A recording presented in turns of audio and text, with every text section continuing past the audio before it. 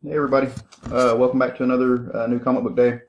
I've been trying all afternoon to get my office back together, and I successfully succeeded in junking up the office and also junking up the spare bedroom with stuff that came out of the office, and failed to organize anything whatsoever.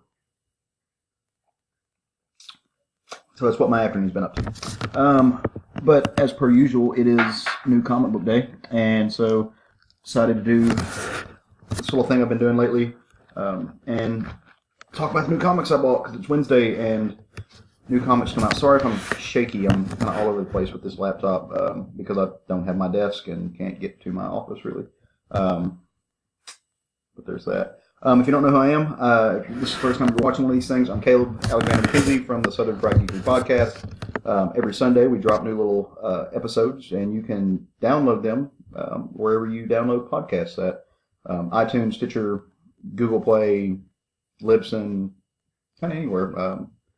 Pandora, fun stuff. And we talk about comics, we talk about geek culture, a little bit of everything. So that's what we do. It's fun. It's fun stuff. So Wednesdays are new comic book days. Grabbed a New Agents of Atlas. It's a little War of the Realms tie-in from Marvel.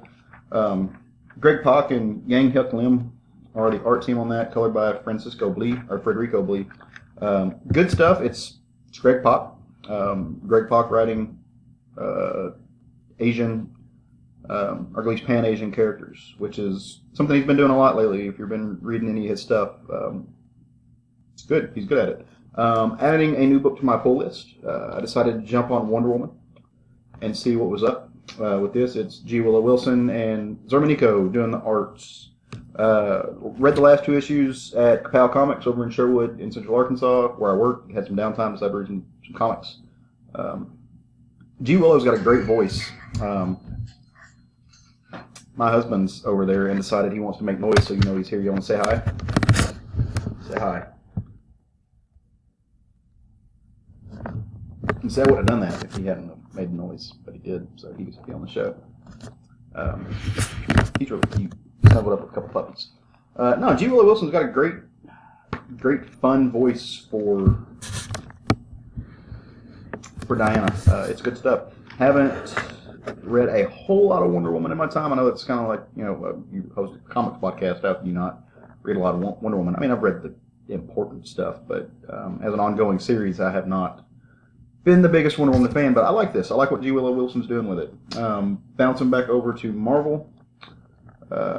Shuri, number 8. This has been a lot of fun.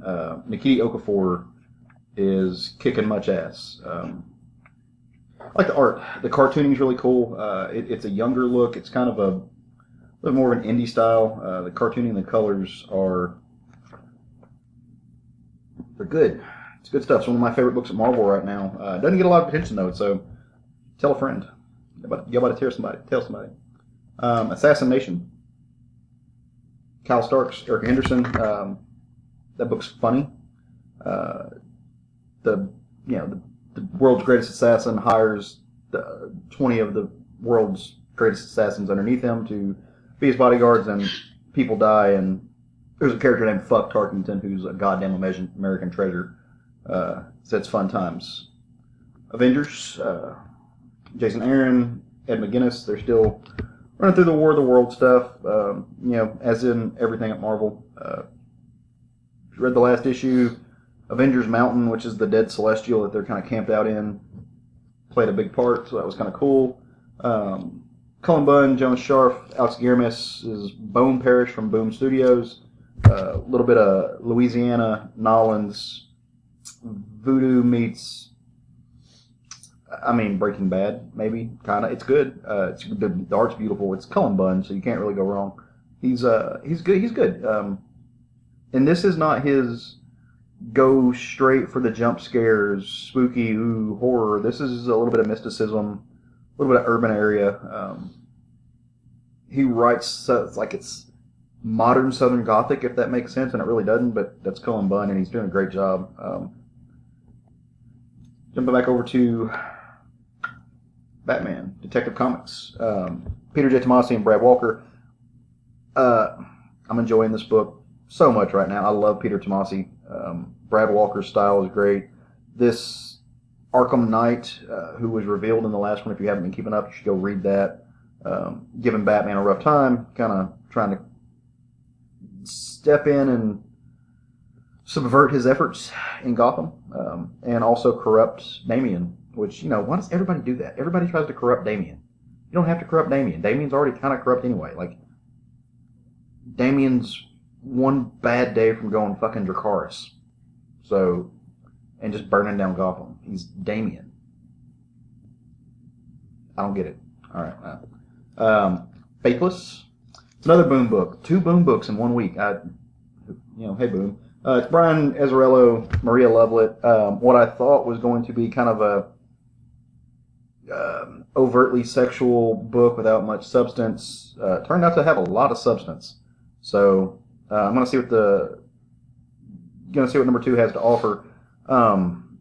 Maria Lovet's really amazing in this book. Check it out. It's fun stuff. I know Craig really loved this book, and for good reason. It was surprisingly good.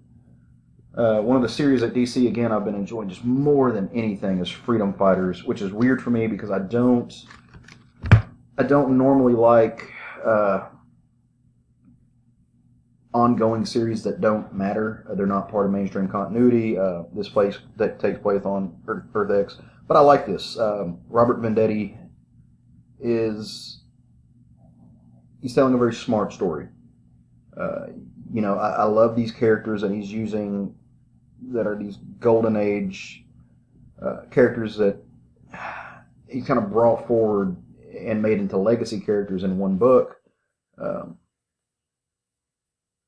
The Human Bomb, Doll Girl, they're really fun, and he writes the story so well, and I don't know if it's just maybe where we're at politically in the nation or not, which y'all know me, it plays a lot in the way I think, but the story about just the ever marching, unstoppable machine that is fascism in a world where the Nazis won is kind of terrifying, and to see these heroes step up.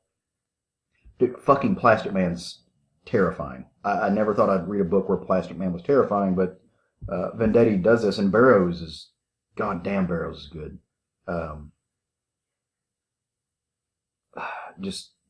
I remember him, I want to say I remember him from Avatar Press, doing some of their books, which that's got a very, their house style was very specific, but he's grown so much since then, and just doing a great job. He's got a great line.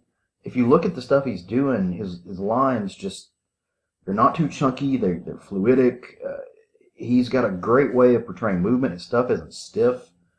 I don't know, I'm really digging what he's doing, and it's one of those things where you follow the artist, and that's how I got on this book, is because Eddie Barrows, I'm familiar with him and I liked the stuff before, but him and Robert Venditti, I followed them to this book because I like that team more than I like necessarily the subject matter, and now I really dig the subject matter.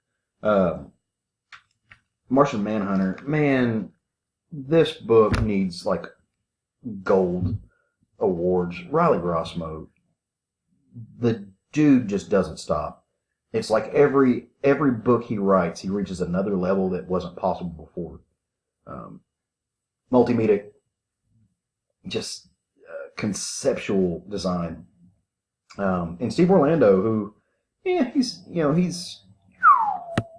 or miss on a lot of books, but he's really telling a good story with this one. And maybe it's like the team up with Rossmo. Rossmo knows how to write for whatever Orlando's doing the scripts, but it's the hotness. I got a few more. Mary Shelley Monster Hunter. Sorry about the glare, y'all. From Aftershock, Adam Glass, Olivia Guattaro Briggs, and Hayden Sherman. The art in this book blew me away when I read the first issue. The story's fun. Again, I didn't need the bookend to the bookend. If y'all listened to the episode where we talked about it, but it's just I got to have that art. Hayden Sherman's not to be fucked with on the page. What he's doing is really, really great cartooning. And the color work, the way he's working with color theory. I don't know, man. Aftershock, if you're not reading many Aftershocks books, you got to get on the Aftershock train.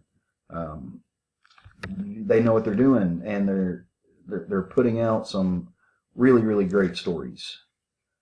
Middle West is Scotty Young and Jorge Corona. I shouldn't have to talk that book up. It's the story of, are we our parents' children? Is this kid, does he, is the sins of the father, are they able to be passed down to the son? What do we learn? What do we teach? What are the people around us seeing? There's a little bit of an Oz feel in this, just in the design, and tornadoes. But other than that, it's gone a different way. It's not necessarily the Oz story we thought it was. But it's the hotness. Man, Jorge Corona's art is just...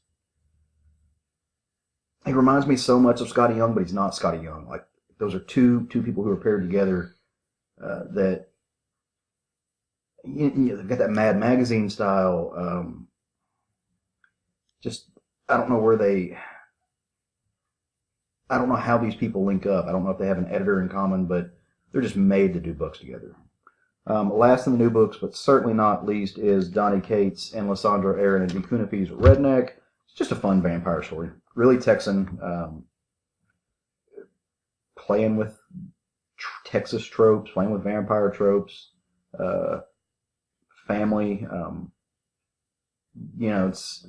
Donny Cates is killing it at Marvel right now. He's writing some books that, while they may not be subject matter that I'm particularly interested in, and things like Venom and I think Guardians of the Galaxy, you can't deny the dude's got talent. He's got mad skills. He just keeps putting out book after book after book, and he's getting a lot of attention. But he was doing this before he was doing that, and this is arguably what got him that. And it's amazing. There's so many good characters in this book. It's Game of Thrones in Texas with vampires. You can't go wrong with that. Picked up a few back issues just to have. Finished off my run of Gail Simone's Crosswind. I needed 2 issues, found them. Also got something. Let's see if I can find it right down here. It's hard to bend over when you're fat. That's where I'm at in life. Incredible Hulk, the big hardcover, the thick one. Planet Hulk, just one of my favorite Hulk stories. Also Greg Pak, speaking of which, that dude just keeps coming around. Carlo Pagulian, just one of your essential Hulk stories. I have this. I'm kind of triple dipping. I've got all the single issues, I've got the floppies, and now I have the hardcovers. But y'all know me, I'm a huge Hulk fan, so not going to not have it. It's going to look great on my shelf if I ever get my shelf put back together and get my office put back together. That's what I got. Those are my books. We will be putting out a new episode on Sunday. Fun times. It's listener questions, stuff that you guys have asked us, so we're all really excited about it. Jerry will not be there because he is journeying to the great Pacific Northwest to see his lady and explore Seattle. So those are fun times. Want him to be safe and come back to us safe and sound. So we're going to be down to Jerry. But we've got some plans, and hopefully got something you guys will enjoy. Fingers crossed. I think you will. I think you'll dig it. Anyway, I'm going to get off here and finish my beverage and read a little bit, and then go to bed and get up and go to work in the morning. So you guys stay safe and have a great night, and go forth and love some comics.